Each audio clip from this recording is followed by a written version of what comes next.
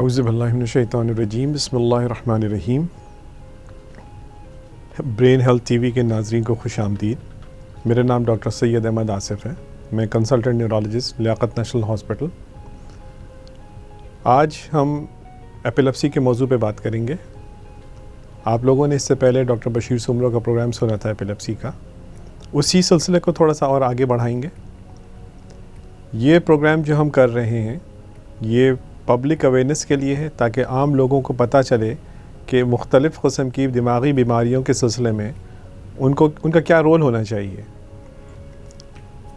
आज हम बात करेंगे कि अगर हम किसी को मिर्गी का दौरा पड़ते हुए देखें तो हमें क्या फ़र्स्ट एड देनी चाहिए और फौरी तौर पे हमारा क्या एक्शन होना चाहिए। आम तौर से मिर्गी के दौरे में मरीज़ बेहोश होकर ज़मीन पे गिर जाता है, उसके हाथ पैर अकड़ जाते हैं, मुंह से झाग आ रही होती है। उस कंडीशन में सबसे पहला काम जो आप लोगों ने करना चाहिए वो मरीज़ को करवट दे के लिटा दें, ताकि उसके मुंह से जो भी रतूबत का इखराज हो रहा है वो डायरेक्ट मुंह के अंदर वापस ना चला जाए। अगर ये वापस अंदर चला गया तो सांस की नाली में फंसेगा और फिर सांस को रोक देगा, और सांस की आमदोरफ्त में जब ये रुकावट डालेगा तो उससे गला घुटने का तासुर पैदा हो सकता है, या अगर वो चीज़ उसके गले के अंदर या सीने के अंदर चली गई तो नमूनिया कर सकता है।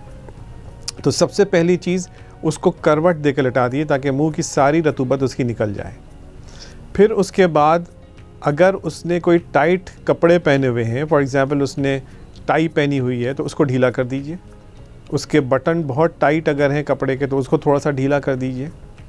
और अगर वो गिरने के बाद अपने हाथ पाँव चला रहा है तो उसको ऐसा सिक्योर कर दीजिए कि उसके हाथ या पाँव किसी रुकावट से टकराए ना। साथ में अगर कोई कुर्सी है, कोई सोफ़ा है, उसको साइड में कर दीजिए, कोई मेज़ है उसको खिसका दीजिए, और मरीज़ का अटैक हो जाने दीजिए। ये अटैक मुश्किल से 4, 5, 6 मिनट तक रहेगा और उसके बाद फिर वो पुरसुकून हो जाएगा।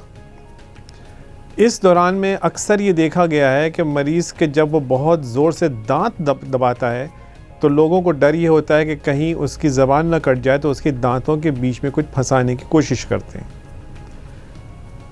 इसमें अगर आप कोई बहुत सख्त चीज़ उसके दांतों के बीच में फंसा देंगे तो ख्याल रखिए कि उस वक्त मसल्स की जो कॉन्ट्रैक्शन हो रही है वो इतनी ताकत के साथ हो रही होती है कि उस वक्त वो आपके बस में नहीं होगी।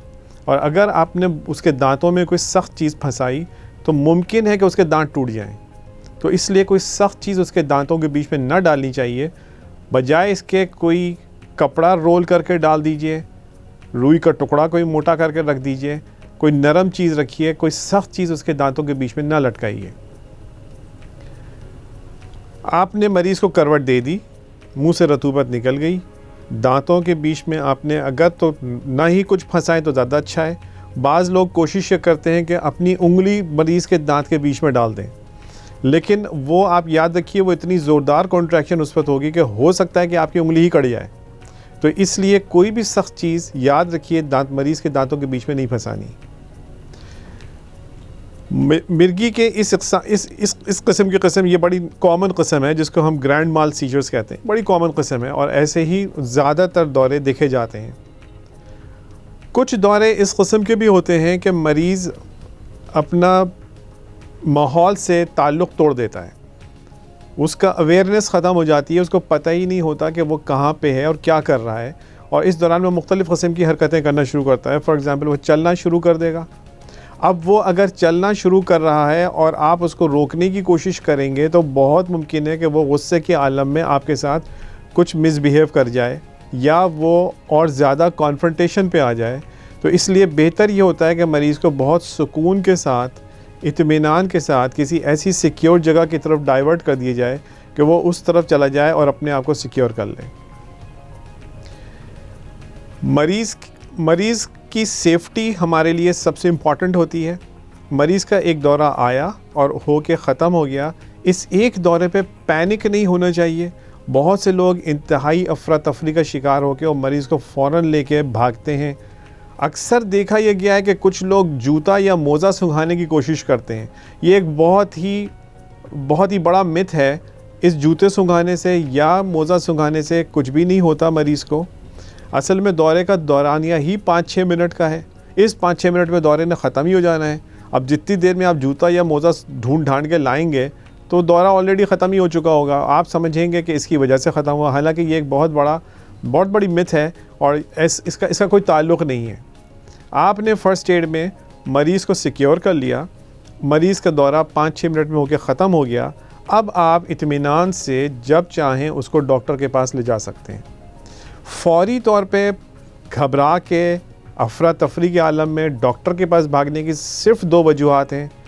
या तो दौरा एक के ऊपर एक, तले ऊपर बार बार दौरे आ रहे हैं और मरीज़ इस दौरान में बेहोशी की हालत में ही है, किसी भी वक्त उसका होश वापस मुकम्मल तौर पे बहाल नहीं होता, तब तो आप लेके भागिए। या मरीज़ का दौरा जिसमें अगर हाथ पाँव चल रहा है, अकड़ रहा है, और ये अकड़न जो है या ये झटके जो हैं, ये झटके मुसलसल चलते रहें 10-15 मिनट से ज़्यादा अगर हो जाएं तो फिर आप डॉक्टर के पास लेके जाइए, क्योंकि उस वक्त फिर अब आप उसका इलाज घर पे नहीं कर सकते।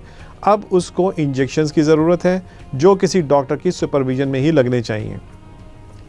अब एक बात का ख्याल रखिए कि जब आप डॉक्टर के पास लेकर जाएंगे या किसी भी बड़े हॉस्पिटल में लेकर जाएंगे तो उसको ऐसा इंजेक्शन दिया जाएगा जो उसके दिमाग को थोड़ा सा सुला देगा। उसका दिमाग जब सुला दिया जाएगा और अगर इंजेक्शन की उसको ज़्यादा ज़रूरत पड़ेगी तो दिमाग के सोने की सूरत में उसकी सांस की रफ़्तार भी कम हो जाएगी। तो इसलिए बेहतर यह है कि किसी भी करीबी बड़े हॉस्पिटल में लेके जाइए जहाँ पे मसनूई तनफ़्फ़ुस की सहूलत मौजूद हो, क्योंकि अगर आप उसको बहुत ज़्यादा उसके दौरे बहुत ज़्यादा पड़ने शुरू हो जाएं और अनकंट्रोल्ड हो जाएं तो उनको कंट्रोल करने के लिए दिमाग को इस हद तक सुला दिया जाता है कि उसकी सांस भी अफेक्टेड हो रही होती है और उस वक्त फिर हमको कुछ अरसे के लिए मरीज़ को वेंटिलेटर पे भी रखना पड़ जाता है।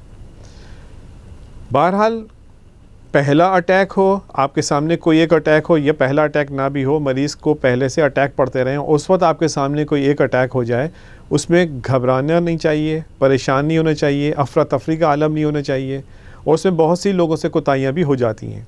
तो आप इंतज़ार कीजिए, 5-6 मिनट में दौरा ख़त्म हो जाता है। मरीज़ जब पुरसुकून हो जाए उस वक्त फिर आप उसको डॉक्टर के पास ले जाइए और डॉक्टर के पास ले जाके जो भी फ़र्स्ट एड का ट्रीटमेंट है उनसे करवा लीजिए। अगर दौरा बहुत लंबा खिंच जाए या बार बार दौरे आने लगें उस वक्त फिर आप इनको हॉस्पिटल के बड़े हॉस्पिटल में लेके जाइए जहाँ पे उसको हो सकता है कि बड़े इलाज की भी ज़रूरत पड़ जाए। दौरे के वक्त अगर मरीज़ के हाथ पैर बहुत वायलेंट अंदाज से झटके खा रहे हैं तो उनको आप पकड़ने की कोशिश करेंगे तो हो सकता है वो आपके काबू में ना आए। आपको सिर्फ उसको चोट लगने से बचाना चाहिए।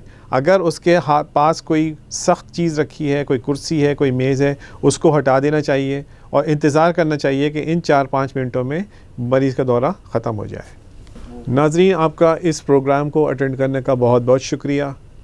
अगर आप कोई और मालूमात चाहते हैं इस सिलसिले में जानने के लिए तो अपने किसी भी करीबी हॉस्पिटल में किसी भी अवेलेबल न्यूरोलॉजिस्ट से मिलिए, वो आपको इसके बारे में ज़्यादा अच्छी अवेयरनेस और आपके मरीज़ के मर्ज़ की नौइयत जान के आपको क्या करना चाहिए इस सिलसिले में वो आपको ज़्यादा अच्छी अवेयरनेस दे सकेंगे। बहुत बहुत शुक्रिया।